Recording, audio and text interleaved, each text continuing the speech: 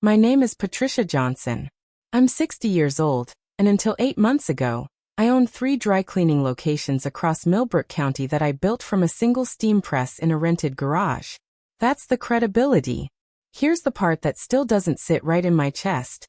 I was disowned at my own 60th birthday party, in front of 41 guests, while my son sat 3 tables away and said absolutely nothing.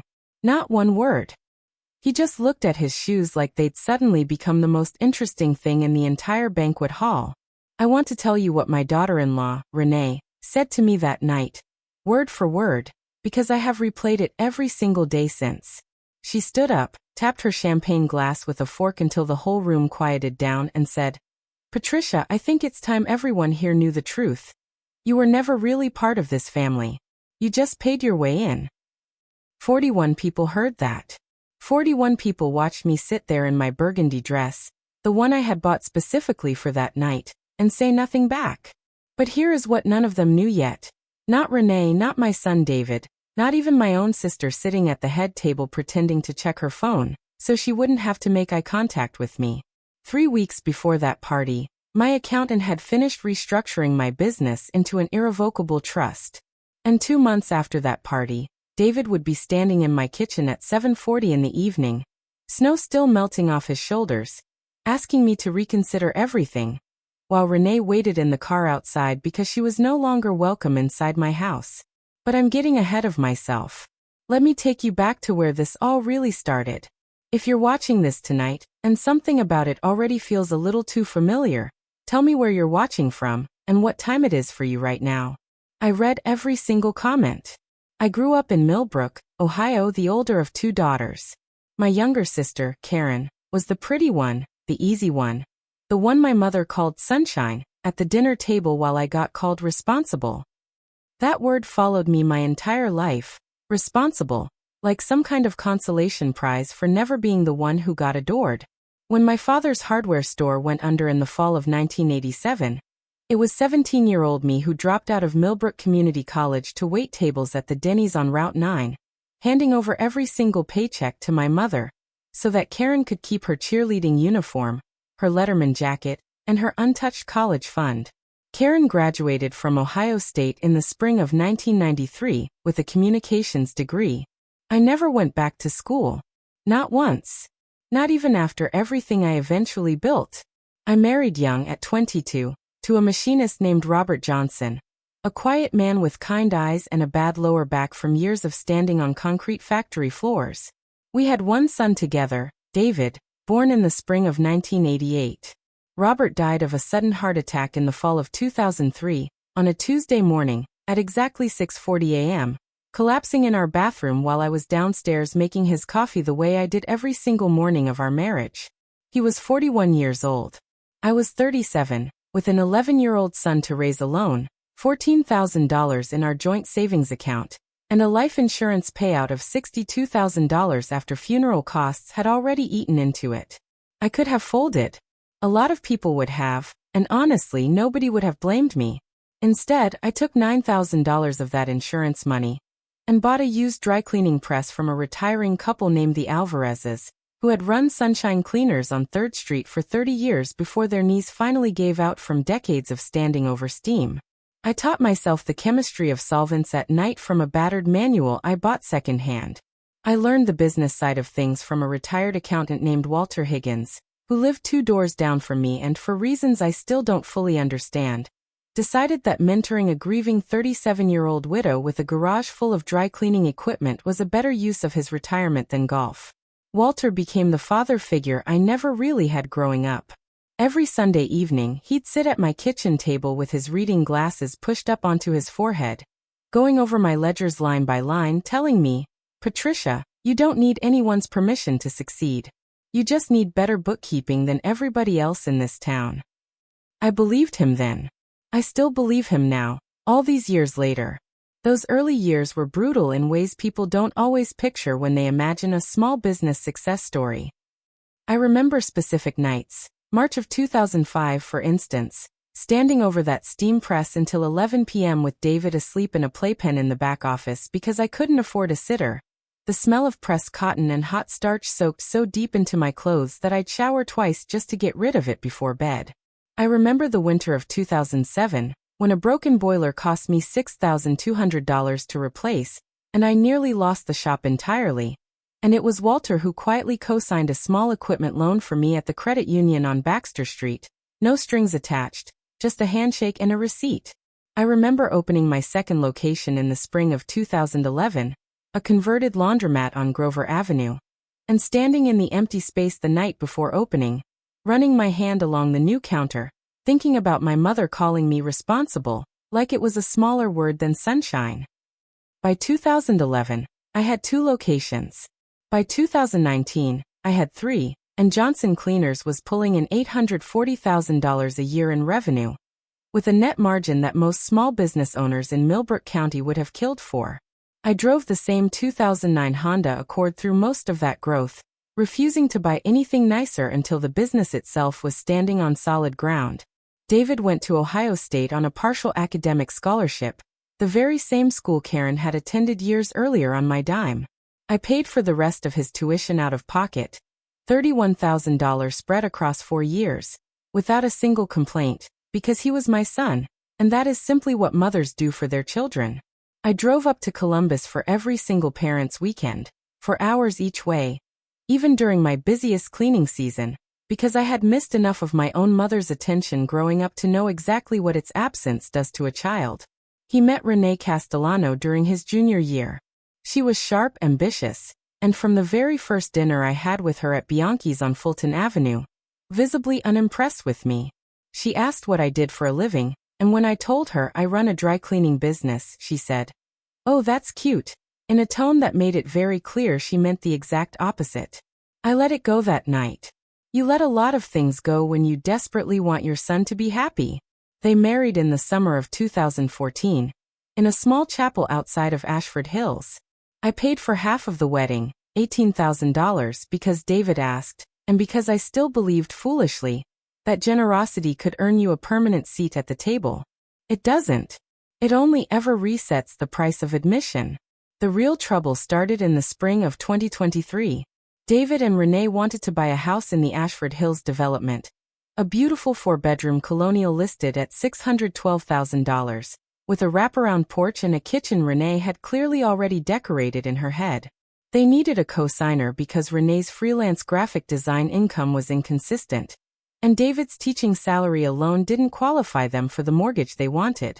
They came to my kitchen on a Sunday afternoon, April 9, 2023, at 2:15 p.m.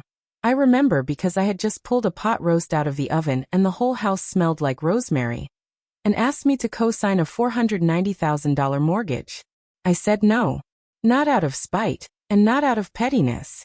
Walter had spent years teaching me to read numbers honestly, and the numbers on that mortgage simply did not work in my favor or in theirs. Co-signing that loan would have put my business assets directly at risk if they ever defaulted. And Renee's freelance income had dropped 22% that year alone, something I only knew because David had mentioned it offhand months before. I offered instead to gift them $25,000 toward a smaller down payment on a more reasonably priced home in a different neighborhood. Renee stood up from my kitchen table so fast her chair scraped loudly against the floor, and she said, "Wow, so this is what you actually think of us." David didn't defend me. He didn't defend her either. He just sat there, the way he always sat there, letting the silence do the deciding for him. The way silence had done the deciding his entire life. They didn't speak to me for 6 weeks after that Sunday. Then, on my 60th birthday, June 3rd of last year, David invited me to a party at the Ridgemont Banquet Hall on the edge of town, told me it was just family and a few close friends, and I showed up in my burgundy dress carrying a gift bag for absolutely no one but hope in my chest that maybe, finally, things were beginning to heal between us. 41 guests. A 4-tier cake with buttercream roses. String lights along the ceiling beams. And Renee, standing up with a champagne glass in her hand, delivering that line in front of every single person I knew. "You were never really part of this family. You just paid your way in." The room went completely silent after Renee's words. The kind of silence where you can hear ice shifting in someone's drink glass 3 tables away. A few guests looked down at their plates. My cousin Deborah, who I hadn't seen in 2 years, actually gasped audibly and set her fork down. And I didn't cry. I want to be very clear about that, because so many people expect an older woman to fall apart in a moment like that, and I simply didn't give anyone in that room the satisfaction. I sat up straighter in my chair, smoothed the napkin in my lap, and let 2 full seconds pass before I said a single word. I looked over at David 3 tables away, under the string lights, and he wouldn't meet my eyes, just kept turning his water glass slowly on the tablecloth. I said calmly, evenly, loud enough for the whole room to hear, "Thank you for a lovely evening." Picked up my purse and walked out of that banquet hall with my head held high, past the 4-tier cake I had picked out myself 3 weeks earlier. I sat in my car in the parking lot for exactly 11 minutes, watching my own breath fog the windshield in the June night air, before I trusted myself to drive. And then I drove home alone, on my 60th birthday, to an empty house with a cake I never got to cut and a burgundy dress I never wore again. If any part of this is landing close to home for you tonight, go ahead and drop a comment below. I read every single one of them, I promise you that. The next morning, I called Walter. He was 83 by then, fully retired, living quietly in a small bungalow off Cedar Lane, but his mind was every bit as sharp as it had been the day he first sat at my kitchen table with his reading glasses and his careful ledger advice. I told him everything that happened, every detail, every word Renee had said. He was quiet for a long moment on the other end of the phone. And then he said, "Patricia, you built something they don't understand yet, and some people never will. Let them find out the hard way what happens when you finally stop rescuing people who insult you for the privilege." That very week, on his advice, I met with an estate attorney named Douglas Feinberg and restructured Johnson Cleaners along with my 2 rental properties into an irrevocable trust, with very specific, very deliberate language about exactly who would and would not benefit from it going forward. For the months that followed, there was nothing but silence. Not one call from David. Not one text from Renee. Month 1. I remember mostly crying quietly in my car in the mornings before unlocking the storefront, then wiping my face and walking in like nothing had happened, because 31 employees across 3 locations depend on me showing up steady. Month 2, I stopped waiting for the phone to ring at all, and something in my chest actually loosened when I did. Month 3, I threw myself into the business instead, meeting with a commercial real estate agent named Priya Anand about a 4th location near the new outlet mall on Route 22, a 2,400 square foot space listing at $4,200 a month that I'd had my eye on for over a year.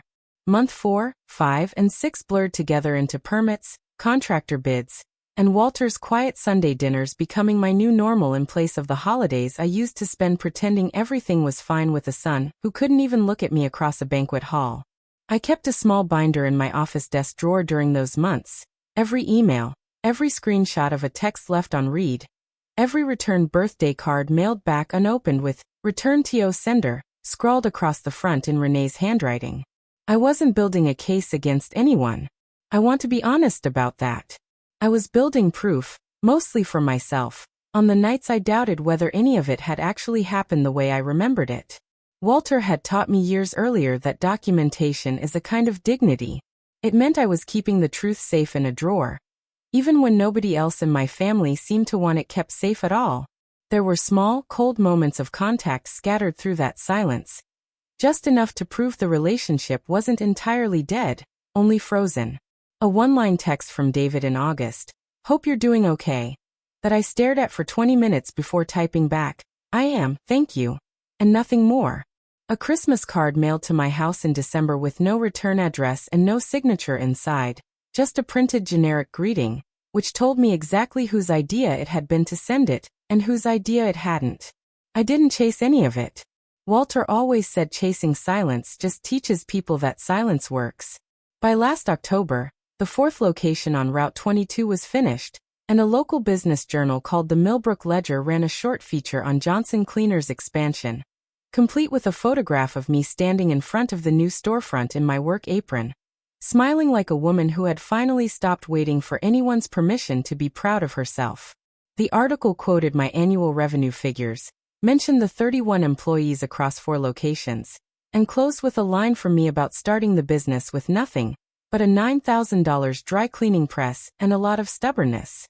That article made its way around Millbrook fast, shared and reshared in the community Facebook group, and it made its way eventually straight back to my son and his wife. Then in February of this year, David showed up at my house unannounced, on a Thursday evening, at 7:40 p.m., snow still melting off his shoulders from the short walk to my front door.